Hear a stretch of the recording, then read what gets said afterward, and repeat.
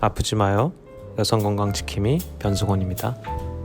아프지 마요. 여성건강지킴이 변승원입니다. 이번에는 메시지를 좀 전달해 드리려고 합니다. 어떤 환자였냐면은 두 케이스의 환자가 같은 날 수술을 했습니다. 자, 첫 번째는 31살쯤 되는 여성 환자분인데 양쪽 난소의 기형종을 우연히 발견했어요. 기형종이라고 하면은 우리가 일반적으로 양성종양 중 하나고 이야기하기를 줄기세포에서 나온다고 해요. 옛날에 기억나실지 모르겠지만 황우석 박사 사태 때 줄기세포 가지고 연구하다가 큰 문제가 됐었잖아요, 그죠?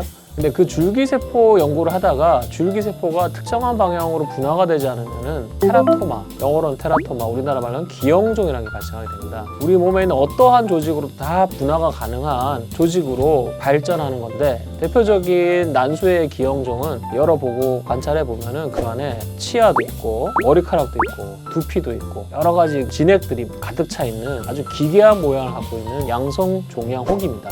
그런 기형종이 양쪽으로 생긴 환자였어요. 여기서 문제가 뭐냐면은 이런 양쪽으로 생긴 환자들은 기형종이 자라면서 주변 난소를 파괴시키면서 자라게 돼요. 그래서 이 기형종이 커지면 커질수록 그 주변에 있는 난소 기능이 다 파괴가 돼서 빨리 제거하지 않으면은 기형종에 의한 난소 파괴 때문에 난소 기능을 상실하게 됩니다. 한쪽 난소가 있는 경우가 많은데 이 환자 같은 경우는 양쪽 난소에 있었어요. 양쪽 난소에 혹이 있으면 문제가 뭐냐면은 기형종을 수술하지 않아도 기형종 때문에 난소 기능이 파괴가 되는데 기형종 수술하는 그 과정조차도 난소에 데미지를 줄 수 있습니다. 따라서 최소한의 조작을 통해서 기형종만 이렇게 도려내는 수술을 해야 되고, 그게 양쪽이라고 한다면은 양쪽 다 영향을 주기 때문에 한쪽이 파괴됐다 해도 한쪽이 남아있는 이런 상태, 즉 한쪽만 혹이 생긴 상태에 비하면은 너무나 큰 난소 기능에 영향을 주게 되죠. 따라서 이 환자는 양쪽 난소의 기형종을 발견했고, 이런 상태에서 수술을 하지 않는다면 더 나쁜 상황이 발생했기 때문에 양쪽 난소 수술을 진행했습니다. 수술하기 전에 AMH라고 해서 난소의 기능을 보는 보통 난소 나이 검사라고 하는 건데, 이미 양쪽 난소의 기능이 많이 떨어져 있더라고요. 그래서 이거 완전히 수술을 안 하자니 더 떨어질 것이고 수술을 하자니 한쪽 난소가 파괴될 것 같고, 그래서 엄청난 고민을 했던 사람입니다. 다행히도 한쪽 난소는 기형종의 사이즈가 적어서 잘 제거되고, 반대쪽 난소는 아쉽게도 남아있는 난소가 거의 없어서 난소 기능이 매우 떨어져 있는 상태, 그래도 최대한 많이 난소를 살린 상태로 수술이 끝났습니다. 이 환자를 보면서 제가 느낀 거는 이 기형종이 과연 몇 년 전에 갑자기 생긴 것일까? 근데 환자는 이렇게 생각할 수 있죠. 내가 검사를 해서 나왔다, 그러니까 지금 발견했으니까 갑자기 생긴 거 아니냐, 이렇게 생각할 수도 있는데, 실제로는 기형종은 태어나서 초경하고 자랄 때부터 서서히 그 씨앗이 자라서 생기는 겁니다. 따라서 이 환자가 만약에 30살이 되기 전에 초경 때 혹은 그 전에라도 한 번이라도 부인과 초음파를 했다면 발견됐을 겁니다. 이 환자가 조금 더 일찍 초음파 검사 혹은 부인과 검사를 한 번이라도 받았다면 이 사람은 조금 더 작은 사이즈의 난소의 기능을 파괴시키지 않은 상태로 수술을 진행할 수 있었을 것입니다. 물론 수술을 피할 수는 없었겠지만 수술로 인한 데미지를 최소화시키고 남아있는 난소를 충분히 보존하면서 병변을 깔끔하게 제거할 수 있는 기회를 가졌을 수 있다는 것이죠.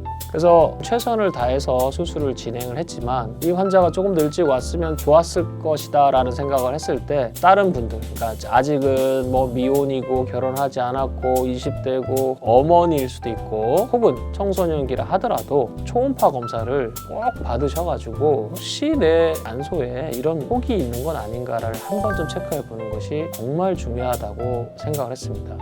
두 번째 환자분에 대해서 말씀드릴게요. 같은 메시지를 전달하기 위해서 말씀드리는 거고, 이 환자는 19살, 갓 이제 수능을 본 학생이죠.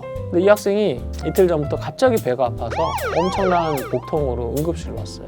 CT를 찍고 검사를 해봤더니 난소 낭종 파열이더라. 근데 CT 소견상 그렇게 파열이 때문에 뱃속에 피가 고인 양이 되게 많지 않음에도 불구하고 너무 아파하는 거예요. 완전히 복막염 환자처럼. 그래서 응급수술을 진행했고 복강경을 들어가 보니까 한쪽 난소에 혹이 파열됐는데, 그 혹이 그냥 일반적인 난소 혹이 아니라 제가 늘 얘기했던 자궁 내막증의 한 형태인 난소의 자궁 내막종이 파열돼서 자궁 내막종 안에 들어있는 자궁 내막증 물질들이 뱃속에 퍼져서 화학적인 복막염을 일으킨 거죠.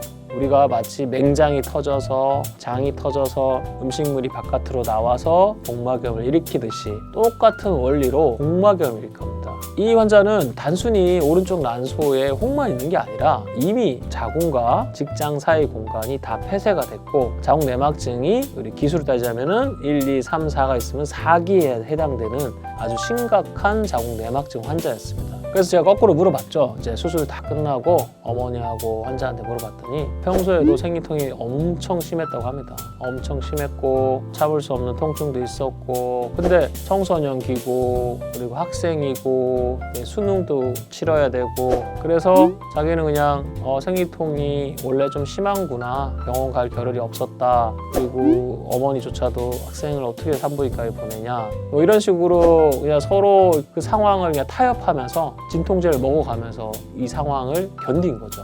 결론적으로 그 난소 혹은 파열돼서 응급실에 가서 본인이 의도하지 않는 상황에서 병원에 입원해야 되는 상황을 맞이한 거예요. 그래서 너무 안타깝더라고요. 이 친구 또한 조금 더 일찍 생리통이 심했을 때 병원에 왔었으면은 최소한 여러 가지 자궁 내막증에 쓰는 약이라도 수술이 아니라도 약이라도 먹었으면은 이렇게 파열돼서 오는 일은 없었을 것이다. 이런 걸 보면은 청소년기라고 하더라도 생리불순 혹은 생리통이 심한 아이들은 반드시 병원에 와서 진찰을 받게 해야 됩니다. 그 진찰을 받는 그 과정이 좀 불편하고 성경험이 없기 때문에 질 초음파를 못 한다고 생각하시지만 항문으로도 초음파를 볼 수 있고 항문 초음파 볼 때도 국소 마취제를 겔처럼 뿌리고 하면은 너무 편하게 잘 볼 수 있습니다. 그리고 그럼 굳이 봐야 돼? 뭐 참을 수 있다는데? 아니에요. 그걸 참고 참다가 지금 제가 말씀드린 이런 케이스처럼 자기가 의도하지 않은 상황에서 의도하지 않은 곳에서 병원 생활을 해야 될 수 있습니다. 그리고 이 친구는 어차피 한 번의 수술로 끝나지 않습니다. 이런 경우에는 추후에 또 치료를 해야 됩니다. 계획된 치료가 아니라 응급 수술을 받게 되고 2번, 3번 이상의 치료가 필요하기 때문에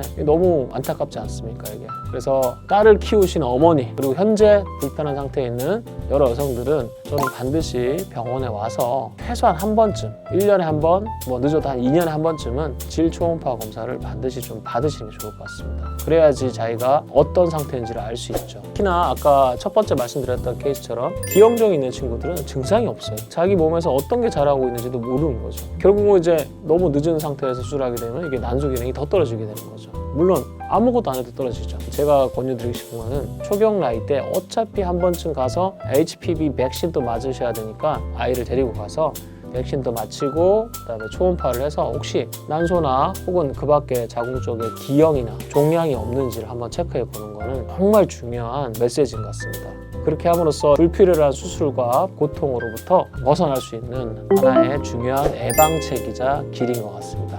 아프지 마요. 여성건강팀이 변승원입니다. 아프지 마요. 여성건강지킴이 변승원입니다.